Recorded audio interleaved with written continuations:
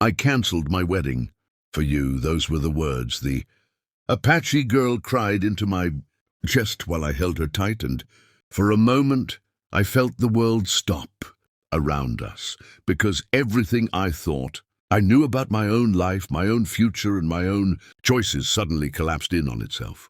And I am still not sure if I did the right thing or if I ruined every life involved, including my own. So tell me, was I wrong for what I did? Would you have done the same thing if you were me?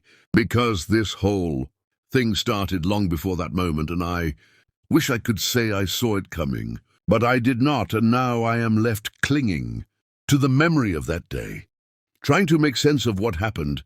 I have lived on my ranch my whole life, the kind of place where the days begin with the sound of cattle gates and end with the sun turning the sky into fire. I grew up around wide open land, rugged hills, and the kind of silence that lets you hear your own thoughts too. Clearly, my fiancée, Emily, was the practical choice, the safe choice. We had known each other for years. She came from a good family. She understood my work, and everyone said we made sense. Together, our wedding was supposed to tie our families together and secure the ranch's future.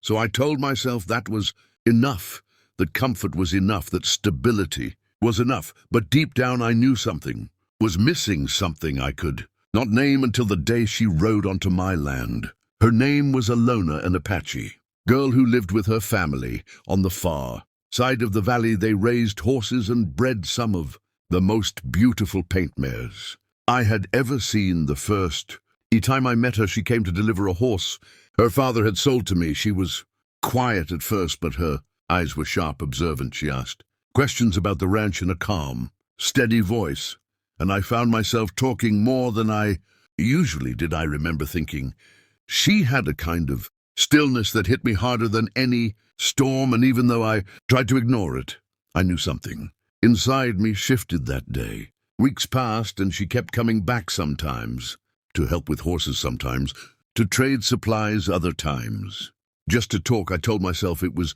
nothing, harmless, friendly conversation. But every time she smiled at me, I felt something warm and dangerous. And every time Emily asked how my day was, I felt guilt crawling up my throat like barbed wire. The truth was, I looked forward to seeing Alona, and that terrified me because I was a month away from marrying a woman who had done nothing wrong. Then something happened that cracked the ground beneath my feet. We were moving a skittish mare into the training pen when she reared and knocked me hard onto the ground. Before I could get up, she bolted straight toward Alona at full speed, and I shouted her name, but she stood her ground, grabbed the lead rope at just the right moment, and somehow calmed the horse down with nothing but her hands and her voice.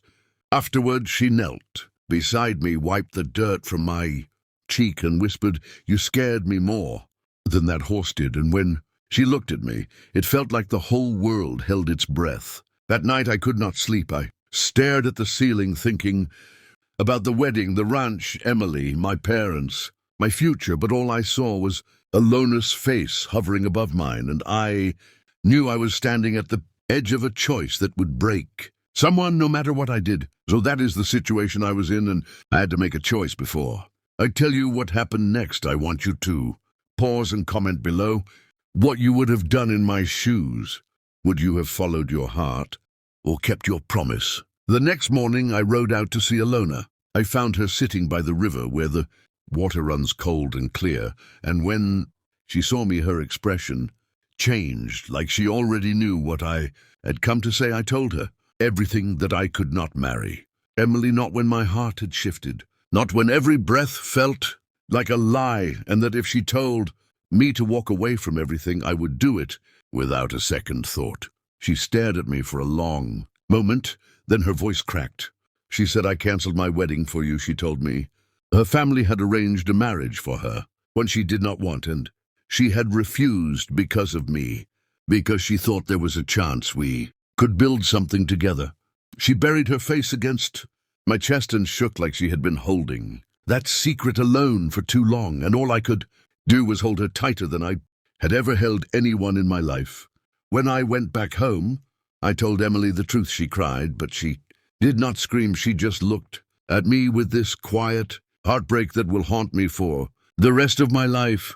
My parents were furious, the town whispered. The ranch hands avoided eye contact for days. But Alona stood by me, and I stood by her, and slowly the noise around us faded. In the end, I do not know if I made the brave choice or the selfish one. All I know is that I chose the truth, the real truth, the one I could no longer ignore, and life on the ranch feels different.